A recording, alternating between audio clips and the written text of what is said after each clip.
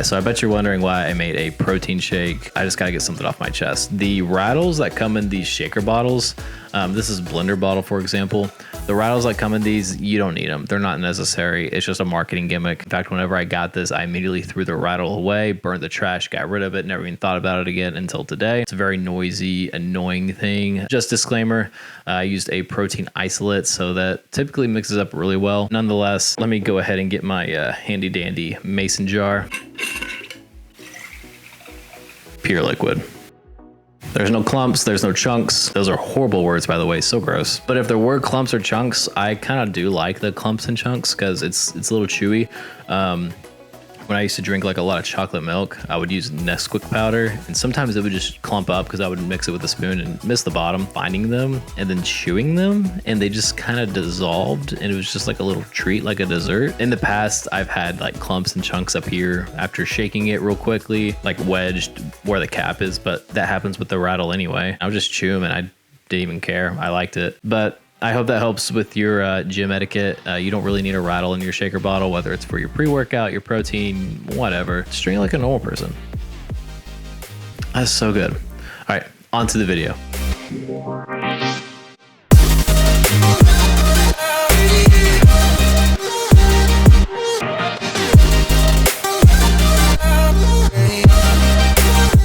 So I just finished a brand ID project for a company called Volare. Volare is a motorcycle company who empowers motorcycle enthusiasts to ride with confidence and a clear conscience, since their motorcycles emit lower toxic chemicals into the environment while still providing that thrill and rush that we all crave. Before I discovered them though, they were nameless. Like, they had no name. All that they had was an idea and an audience. So I had to determine their color palette, their logo, their typography, their tone of voice, their visual system guidelines, their logo usage guidelines. I had to determine how they're going to appear on social media and how they're going to sound. I had to determine everything. And that's part of the brand ID. So what is a brand ID in the first place? So brand identity projects determine the base of the brand. They take what they value, why they even exist, and what benefits that they offer us, and create visual solutions to communicate those values and aspects of the company to their target audience. While I was creating this brand ID for Volare, there was 3 things that I learned that are super valuable, and I'm super excited to share them with you today. So tip number 1, just imagine it. Imagine what success is going to look like. Imagine what the end result is going to look like. If you do this, it can help you get started on the right foot with your project, or it can help you get out of a creative block. When you start to visualize what the brand could look like, feel like, and sound like, it starts to come to life right in front of you. All the elements that you need begin to fall in place. All of a sudden, your mind's like a fireworks show. There's a ton of explosions going on. It's the finale, and you're just trying to grab all those ideas, write them down or type them down, whatever you need to do. And if you miss some, that's okay, because you have a plethora to choose from, and the brand identity doesn't exist. You're creating it. So whatever you write down are options for this brand ID. Those options can turn to other options, and then you'll ultimately refine all those options into just a few options, and then there's your brand ID. This is a technique a lot of professional athletes use just in their day-to-day lives. A lot of them will actually visualize themselves winning the game. If it's leading up to like the big games tonight, a lot of the times they'll spend most of their time visualizing their success, visualizing their team winning, or them always like hitting buckets, never missing a shot. They keep visualizing this, and they replay this successful pattern over and over and over again. This plays a key factor into their success, into them winning the whole game, the whole tournament. And this can play a part in your success in just designing a wonderful brand ID. All right, so tip number 2, complete all the work that you agree to do with your client first, and then all the extra stuff that you know that if you do, they're gonna love you for it. Do it after that, assuming you still have time. So for me, when I was determining the brand ID for Volare, I was in charge of 3 things primarily. I had to determine the brand name because they were nameless.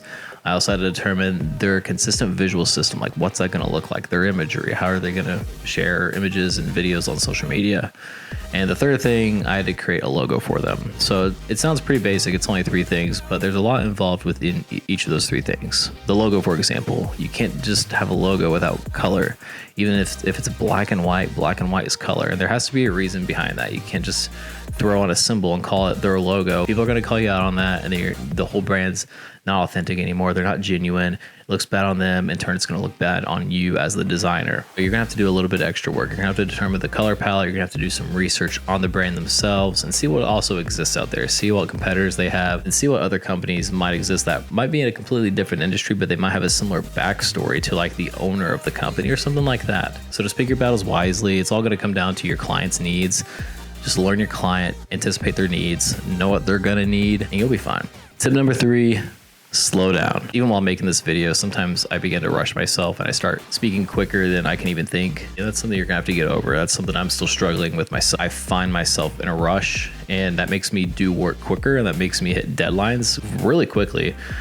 But that also means like my work begins to suffer. It doesn't really show my best work, and it's just because I'm rushing. So my third and final tip for you is just to slow down. Slow down your whole process. If you need to, just step away from your desk, take like a 5 or 10 minute walk around where you live or just around your house or your apartment. Clear your mind, get on Instagram, think about something else, 5-10 minutes, and then come back with a fresh pair of eyes, nice calm mind, and get to work.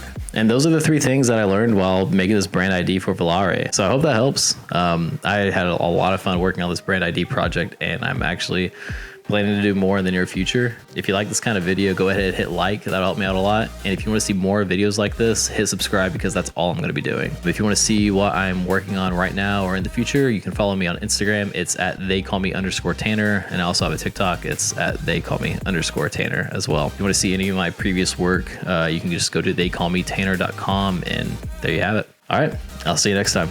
Bye. Shh.